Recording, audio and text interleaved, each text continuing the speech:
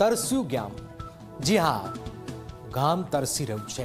ગુજરાતની લોકમાતા નર્મદા નદીના કિનારે વસેલું ગામ છે એ તરસ્યું છે।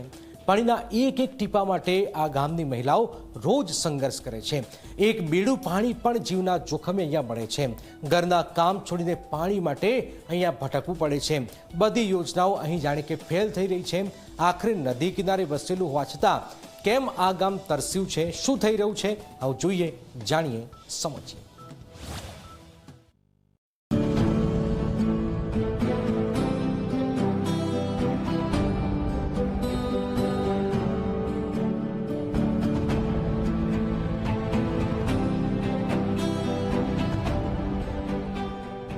બળબડતો તાપ, માથે બેડાનો બોજ અને જીવ માત્ર માટે જરૂરી એવા પાણીની કરવી પડતી શોધ।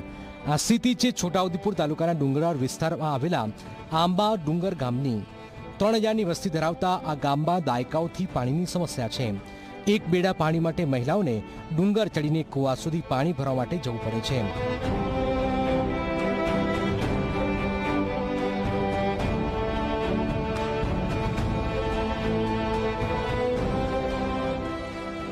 સ્થિતિ એવી છે કે જો જરા પણ ચૂક થાય તો કૂવામાં પડી જવાનું પણ જોખમ છે।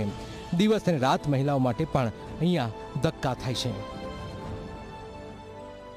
અમારું પાણીનું બહુ તકલીફ છે। ટાંકી પણ બનેલી છે પણ ટાંકીમાં પાણી નથી આવતું। નળ પણ મૂકી આપેલા છે પણ નળમાં પાણી નથી આવતું।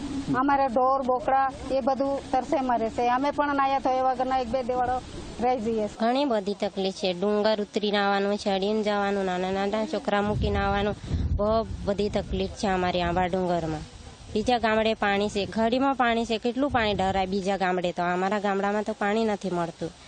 બોકરા છે, બળદ છે, ભૂખે મરે, તરસે મરે, પાણી નથી મળતું। હાથું પણ દુખે, પગું પણ દુખે। રાત કામે દિવસે કામ કરે, રાતે પાણી ભરવા આવવું પડે, બેટી લઈને પાણી ભરવા આવવું પડે।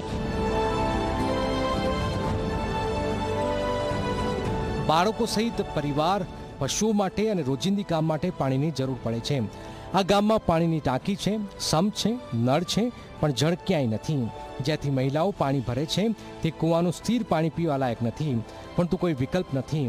તમામ ઉંમરની મહિલાઓ ઘરના કામ મૂકીને, અભ્યાસ મૂકીને પાણી ભરવા જાય છે। આવા દવાનો 4-5 દિવસ એમ જ રહી છે અમે તો। આ ખાડામાં પાણી ચોમાસાનો દિવસ આવે તો બધું ડળ આમાં ભરી જશે, તો કઈથી અમે આવું પાણી પીવાના છે। અમે પોઈન્ટ ઉપર ટાંકી બનેલી છે પણ નળ પણ બનાવ્યા છે પણ પાણી નથી આવતું। આવી રીતે આ ખાડા ખોદીને પાણી પીવું પડશે, પાણી પીવાનું પડશે અમને। આ ગામ નર્મદા કિનારે જ વસેલું છે। આ નર્મદાનું પાણી 500 કિલોમીટર દૂર સુધીના ગામડાઓમાં જાય છે, પરંતુ કિનારાના ગામો જ તરસ્યા છે। અહીં પણ પાણી પથ્થર તોડીને કાઢવામાં આવે છે, ત્યાંથી પાણી ભરવામાં આવે છે। અને જે હાંપેશ્વર પાણી પુરવઠા યોજના દ્વારા જે ટાંકીઓ બનાવવામાં આવેલી છે તેમજ લાઈનો નાખવામાં આવી છે, આ જગ્યા પર પાણી નથી આવતું। સાથે વાત કરીએ તો અહીં નર્મદા નદીનું જે અંતર છે એ 2 થી 3 કિલોમીટરનું છે। જ્યારે સરકાર અહીંથી 400 કિલોમીટર દૂર પાણી મોકલતી હોય તો અહીં 2 થી 3 કિલોમીટરની અંતર કેમ નહીં?